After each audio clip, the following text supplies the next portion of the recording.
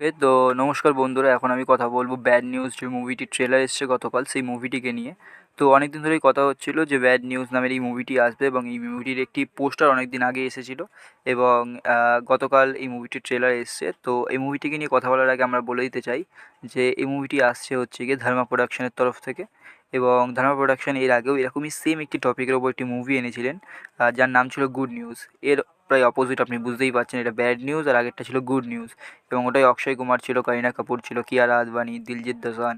তো এরাই সবাই ছিলেন, এবং আপনারা অবশ্যই মুভিটার ব্যাপারে শুনেছেন। তো আরেকটি মুভি আসছে সেম টপিকের ওপর প্রায়, যার নাম হচ্ছে গিয়ে ব্যাড নিউজ। তো এই মুভিটি যারা অ্যাক্টিং করছেন, যেমন ভিকি কৌশল আছেন, নেহা ধুপিয়া আছে, তৃপ্তি ডিমরি আছে, এবং তাছাড়াও আরও একটি ক্যারেক্টার আছে, মেন হিরো চরিত্রেই আছে। অ্যাকচুয়ালি দুজন হিরো, ভিকি কৌশল এবং আরও একটি ছেলে। তো এবং তাকে আমি চিনি না, আপনাদেরকে স্ক্রিনে ছবি দেখে দিচ্ছি, আপনারা বুঝে নেবেন। তো এই মুভিটি এটা আসছে ব্যাড নিউজ, এটা ডিরেক্ট করছেন আনন্দ তিওয়ারি। তো খুব ভালো একজন ডিরেক্টর। এবং তাছাড়াও এই ব্যাড নিউজ, যদি মুভিটার আমরা স্টোরি নিয়ে কথা বলি, ট্রেলার থেকে যে স্টোরিটা বুঝতে পারলাম সেটা হচ্ছে গিয়ে তৃপ্তি ডিমরি প্রেগনেন্ট হয়ে যায়, এবং তারপরে সেই বাচ্চা যে তার বাচ্চার বাবাকে সেটা বোঝা যায় না। আমি বললাম যেহেতু যে দুজন হিরো আছে, তো দুজন হিরোর মধ্যে কে অ্যাকচুয়ালি বাবা, সেটা একটু কনফিউশন থাকে তৃপ্তি ডিমরির।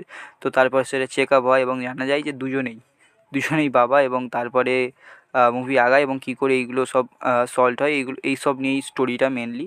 সিনেমাটা এই নিয়েই চলবে।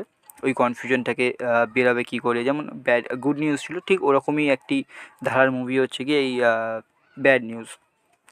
তো এই মুভিটির কথা যদি আমি বলি, আমি অনেক দিন আগে থেকেই জানতাম, এবং যারা আপনারা যদি সিনেমা প্রেমী হন তাহলে আপনারা অবশ্যই জানবেন অনেক দিন ধরেই যে এই মুভিটি আসার কথা ছিল। আমি আগেও বলেছি এবং আজকেও বলছি যে এই মুভিটি সত্যিই আনার কোনো দরকারই ছিল না। অবশ্যই এটা একটি সোশ্যাল অ্যাওয়ারনেসের ওপর মেবি একটা মুভি, বাট এই সোশ্যাল অ্যাওয়ারনেসের ওপর এই ধরনের মুভি না আনলেই হতো। বেকার, আমার অ্যাকচুয়ালি আমি ইন্টারেস্টেড নই এই ধরনের মুভিতে।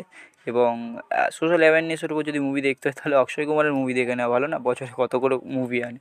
কিন্তু ধর্মা প্রোডাকশন এইসব ভুলভাল মুভি নিয়ে আসে প্রায়শই। কিন্তু দেখবেন এইসব মুভিগুলো কিন্তু ওরা কামিয়ে নেয়, ওরা নিজেদের জায়গা থেকে একটা ভালো একটা কামাই করে চলে যায়। অ্যাভারেজ মুভি কিন্তু এগুলোকে বলা যায় না, দেখবেন এই মুভিটাও কামিয়ে নেবে, আমি আগে থেকেই বলে রাখছি। এবার ব্যাপারটা কী আমি জানি না, বাট এইসব মুভিগুলো কামিয়ে নেয়। তবে এই মুভিটার মধ্যে যেটা আমার পজিটিভ সাইড লাগলো ট্রেলারটা দেখে, সেটা হচ্ছে কি এই মুভিটার কমেডি। মুভিতে ভর্তি ভর্তি কমেডি আছে। তৃপ্তি ডিমরি কমেডি করছে অবশ্যই, বাট তার কমেডিগুলো অতটাও ভালো লাগছে না। তাকে মেবি গ্ল্যামারের জন্যই মেনলি নেওয়া হয়েছে। তার অ্যাক্টিংয়ে অতটা খুব যে মানে দারুণ লাগছে এরকম কোনো ব্যাপার নেই। ভিকি কৌশলের কমেডি সত্যিই ভালো লাগছে। ভিকি কৌশল জায়গায় জায়গায় খুব ভালো ভালো কমেডি করছেন। এবং তাছাড়া আরেকটি যে ছেলে আছে সেও কিছুটা কমেডি করার চেষ্টা করছে। তো সব মিলিয়ে মুভিটা একটি কমেডি মুভি হবে। এবং যদি টাইম পাস করার জন্য আপনারা দেখতে চান অবশ্যই দেখতে যেতে পারেন। ট্রেলার থেকে আমি যেটা বললাম, স্টোরিটা এরকমই কিছু একটা কনফিউশনের মধ্যে থাকবে, এবং তারপরে সলভড হবে কী করে এইসব নিয়ে মুভিটা। তো এই সবই বোঝা গেল, আর আমি আমার বক্তব্য রাখলাম। এবার আপনাদের কেমন মতামত সেটা আমাকে অবশ্যই কমেন্টে শেয়ার করুন।